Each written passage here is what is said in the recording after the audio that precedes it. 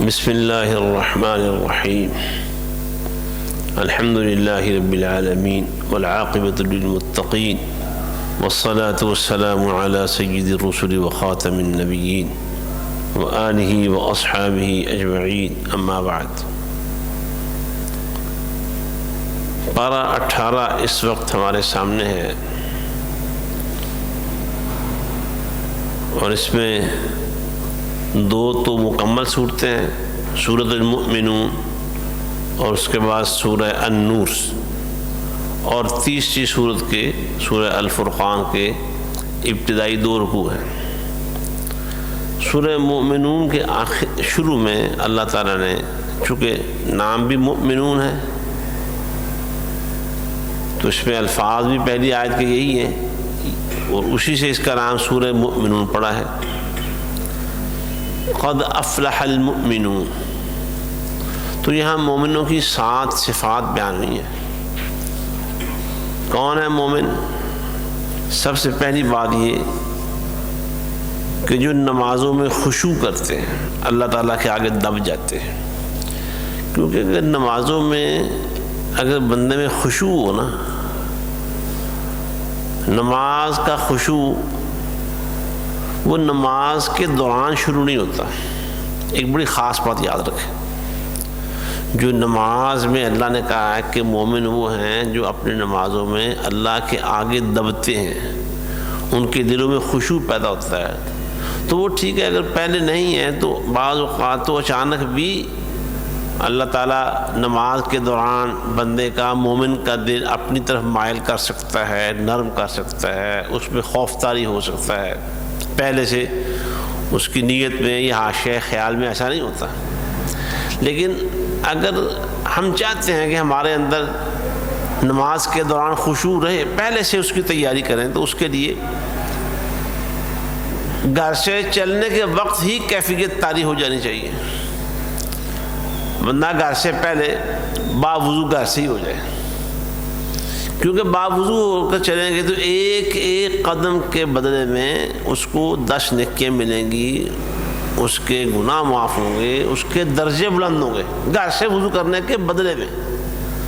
مسجدوں میں وضو کا، قضاء حاجت کے لیے باتھ روم کا، بیت الخلاء کا انتظام ہوتا ہے، لیکن جب ہم گھروں سے آتے ہیں تو پھر ہمیں اپنے گھر سے، اپنے پانی سے، جو ہم اپنے خون پسینے سے حاصل کرتے ہیں، اس سے وضو کریں، یا قضاء حاجت جو بھی انسان کو درپیش ہے معاملہ، اس سے فراغت کے بعد وہیں سے باوضو ہو جائے، اور وہاں سے اللہ تعالیٰ کے گھر کی طرف چلنا شروع ہو جائے۔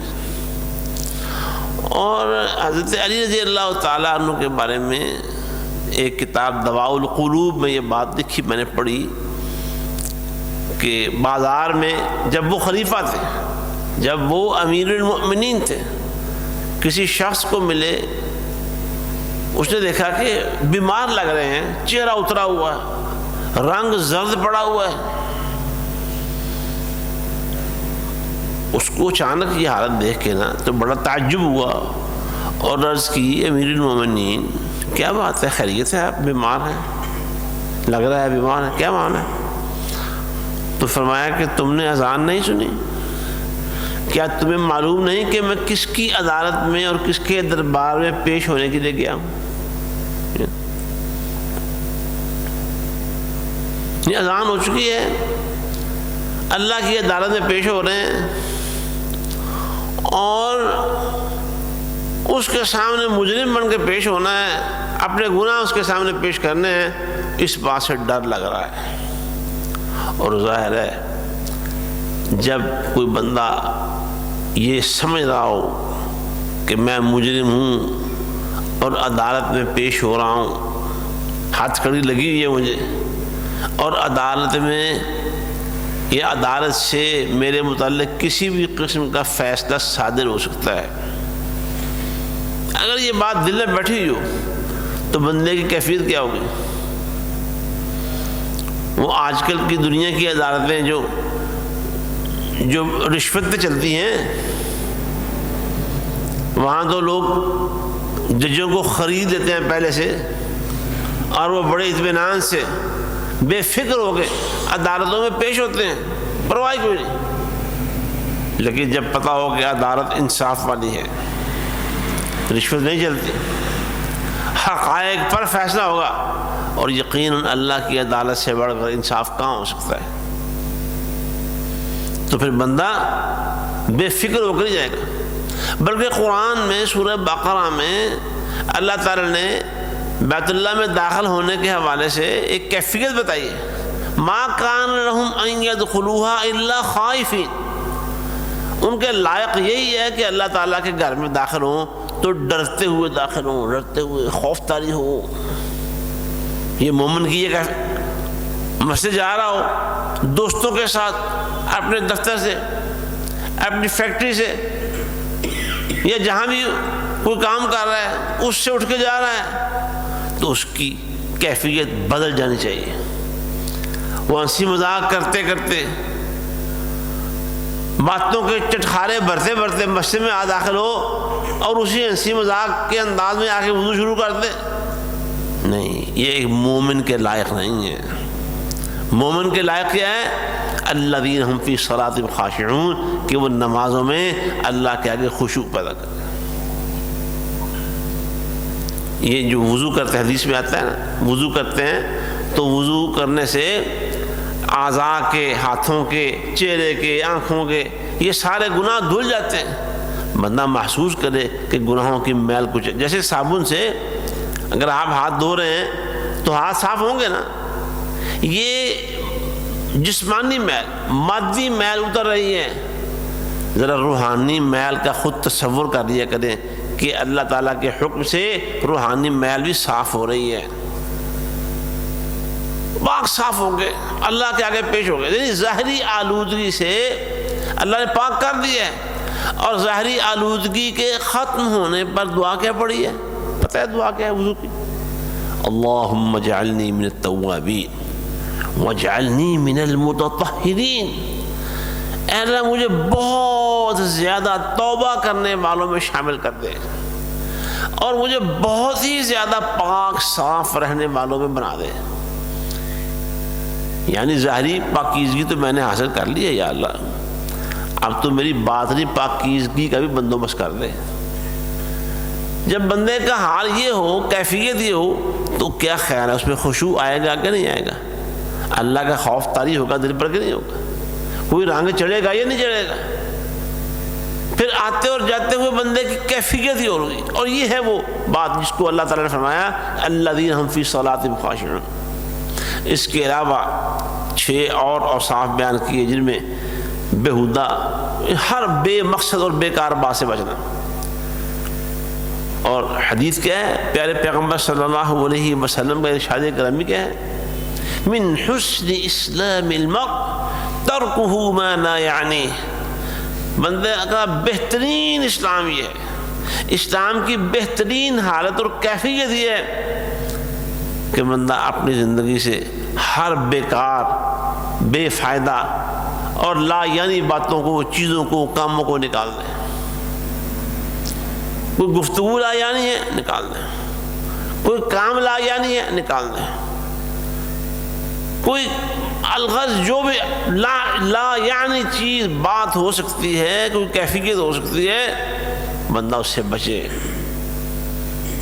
بے مقصد بات نہ کرے، فضول باتیں نہ کرے، بیکار وقت نہ گزارے، جو وقت بیکار گزار رہا ہے اس سے بچے۔ بیکاری یہ بہت بڑی خطرناک بیماری ہے۔ پھر فرمایا کہ وہ زکوٰۃ بھی ادا کرتے ہیں، اپنے دامنوں کی، شرمگاہوں کی حفاظت کرتے ہیں۔ پھر فرمایا کہ وہ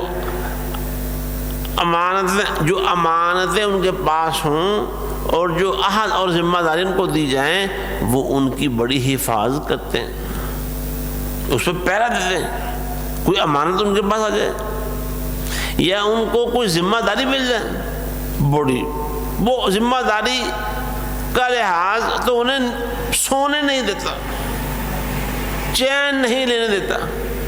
یار وہ ہم نے دیکھا نہیں، دیکھا سے میری مراد ہے، سنا ہوا ہے کہ امیر المؤمنین سیدنا عمر فاروق رضی اللہ تعالیٰ عنہ کو راتوں کو نیند نہیں آتی تھی، امت کی فکر مندی کہ جا کے اللہ کو جواب دینا ہے، راتوں کو اٹھ کے گلی بازاروں میں چکر لگا رہے ہیں خبر گیری کے لیے، لوگوں کے حالات معلوم کرنے کے لیے، اور صرف چند گلیوں تک نہیں، پورے شہر مدینے میں، حتیٰ کہ مدینہ شہر سے کچھ باہر نکل کے جو خالی جگہ ہوتی تھی وہاں تک بھی جاتے، بعض اوقات مسافر آتے جاتے خیمے لگا لیتے تھے، ان خیمے والوں کو بھی جا کے خیال کیا کرتے اور دھیان کرتے تھے۔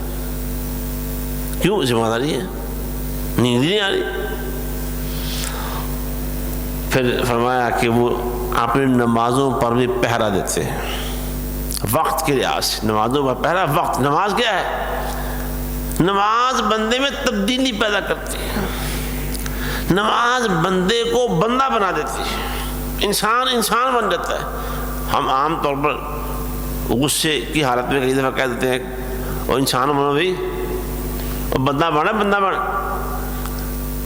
نماز بندے کو بندہ بنا دیتی ہے۔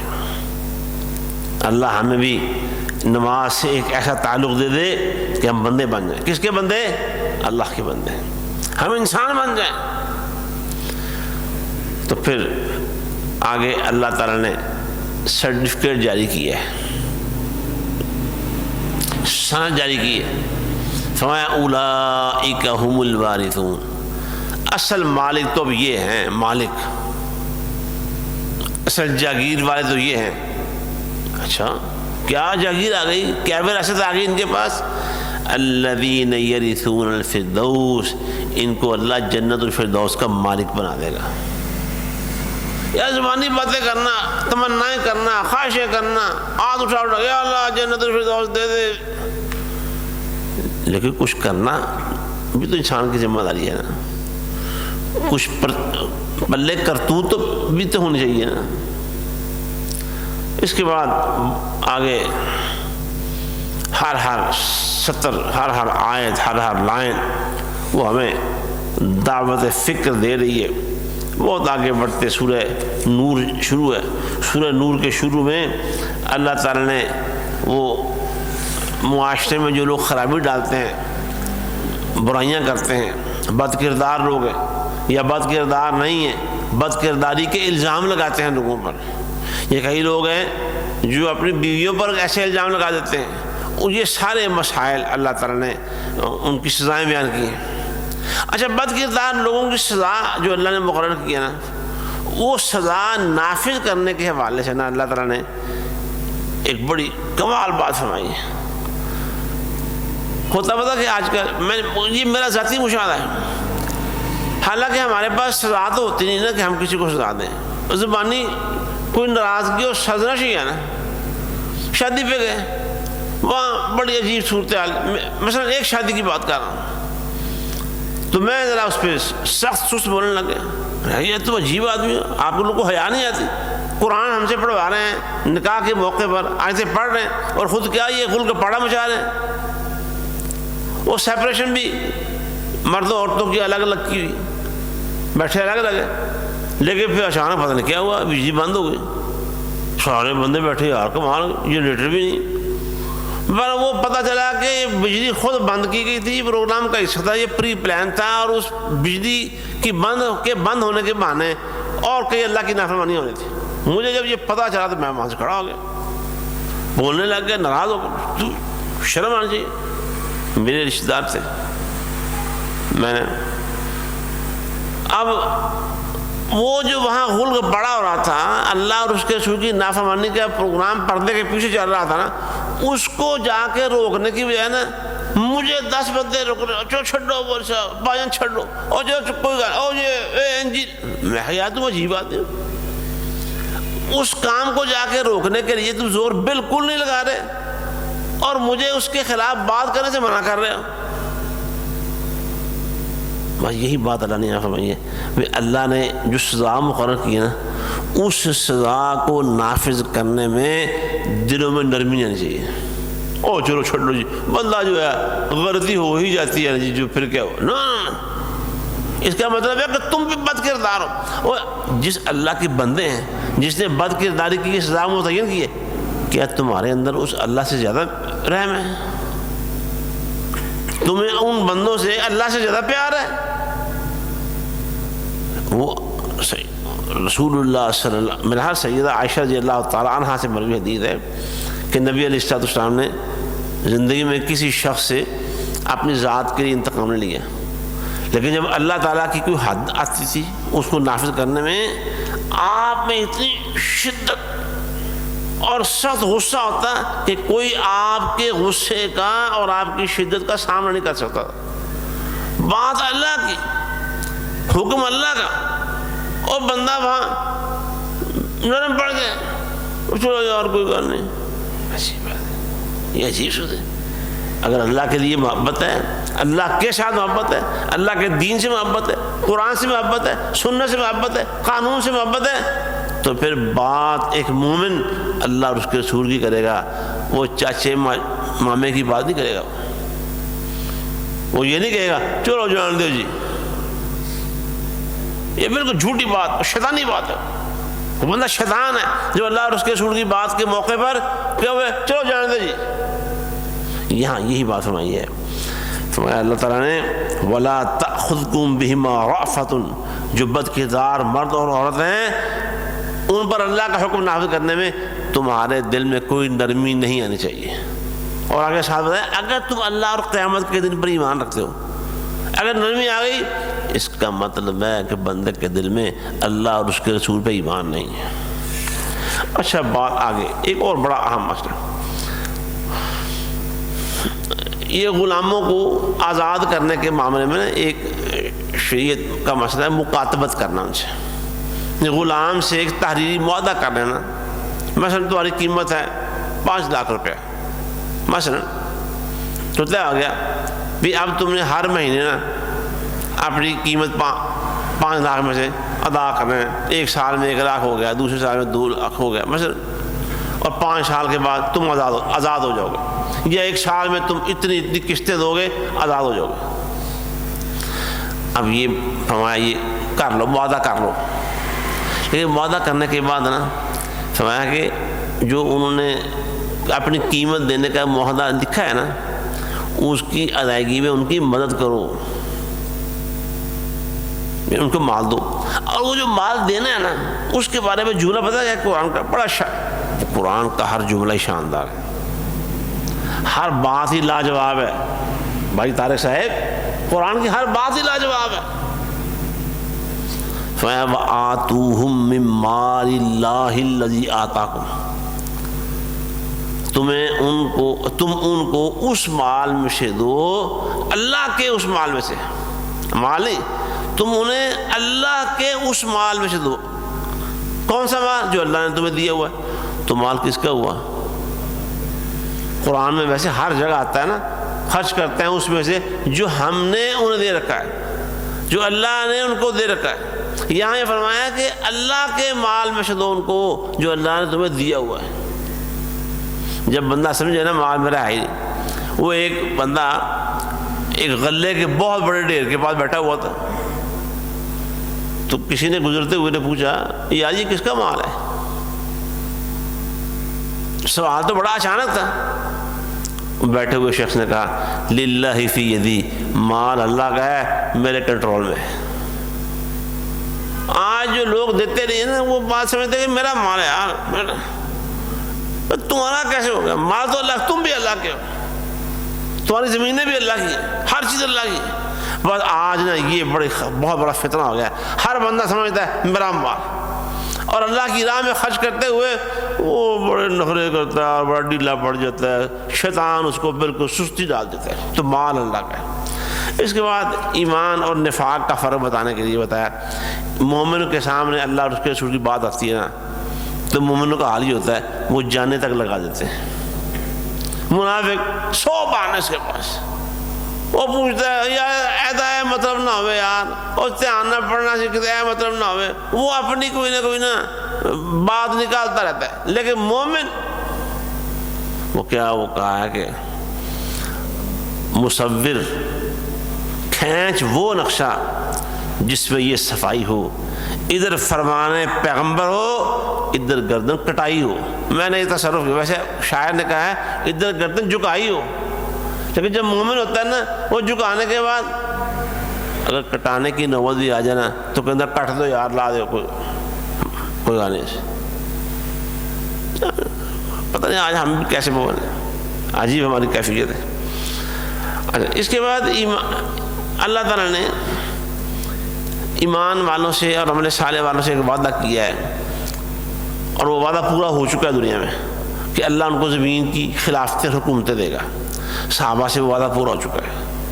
رسول اللہ صلی اللہ علیہ اللہ نے وعدہ کیا تھا رسول اللہ کے زمانے میں، عہد صدیقی میں، عہد فاروقی میں، عہد عثمانی میں، عہد علوی، ان سیدنا علی رضی اللہ تعالیٰ پورا ہو چکا ہے. ایک بات یہ ہے بتاؤں، وہ جتنے لوگ جن سے اللہ نے یہ وعدہ پورا کیا، وہ لوگ جتنے یار، ان میں میں ایک بات بتاؤں، ذرا غور کرنے والی بات ہے. ان میں کوئی بندہ نیت کا ناپاک نہیں تھا، پاک نیتوں دلوں کے مالک تھے. کوئی بندہ ان میں ریاکار نہیں تھا. کوئی بندہ اللہ کے خوف سے بے نیاز نہیں تھا. کوئی بندہ قرآن اور سنت سے دور نہیں تھا. کوئی بندہ ان میں سے داڑھی موڑا ہوا نہیں تھا. کوئی بندہ ان میں سے نظر باز نہیں تھا. کوئی بندہ ان میں سے اپنے شلواروں کے جو پجامے جو بھی پہنتے وہ ٹخنوں سے نیچے رکھنے والا نہیں تھا. بڑے پاک، دل کے پاک، نگاہوں کے پاک، نیتوں کے پاک، ہر عمل میں وہ ایکسیلنٹ. اگر وہ آج کل پیپر ہوتے ہیں اسکولوں کے تو وہ رزلٹ کارڈ تیار ہوتا ہے، تو جب ہر پیپر میں سے پورے تو وہ آخر میں لکھتے ہیں ایکسیڈنٹ. وہ ایکسیڈنٹ کیا ہوتا ہے؟ یہ ایکسیڈنٹ ان کی شان سے چھوٹا لفظ ہے، اس سے بہت بلند تھے، ان سے اللہ نے وعدے پورے کیے. اچھا، ایمان والوں کی ایک اور علامت بتائی ہے اللہ تعالیٰ نے یہاں کہ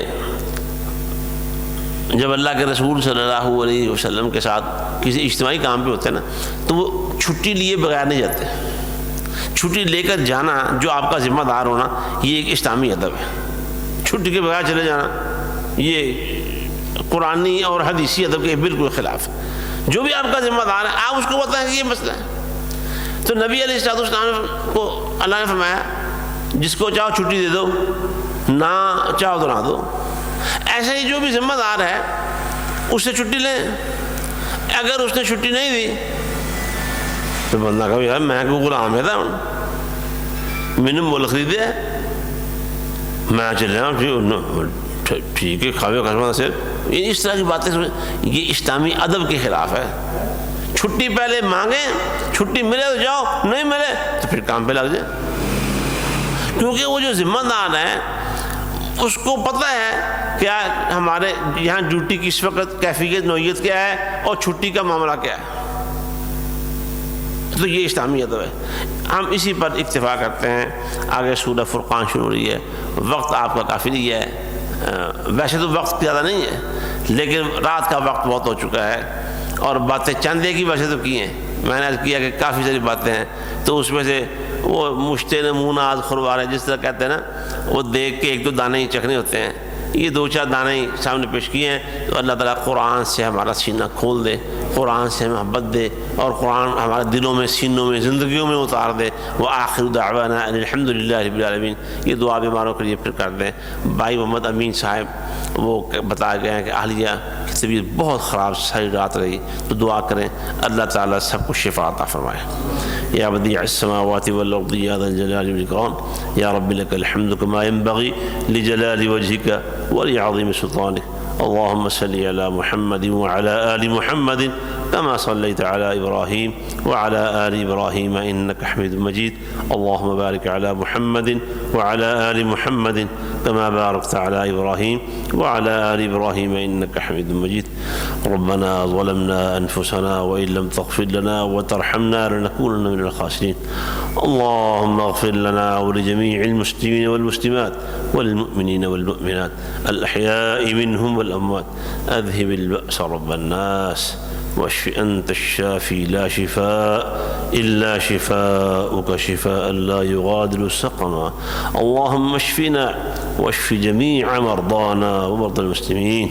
اللهم إنا نسألك العفو والعافية في الدنيا والآخرة. اللهم أحسن عاقبتنا في الأمور كلها وأجرنا من خزي الدنيا وعذاب الآخرة. يا حي يا قيوم برحمتك نستغيث.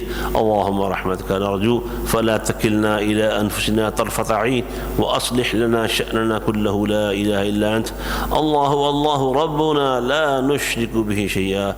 اللهم لا سهل إلا ما جعلته سهلا وأنت تجعل الحزن إذا شئت سهلا. برحمتك يا أرحم الراحمين. برحمتك يا أرحم الراحمين. برحمتك يا أرحم الراحمين. ربنا تقبل منا إنك أنت السميع العليم وتب علينا إنك أنت التواب الرحيم. وصلى الله تعالى على خير خلقه محمد وآله وأصحابه أجمعين برحمتك يا أرحم الراحمين.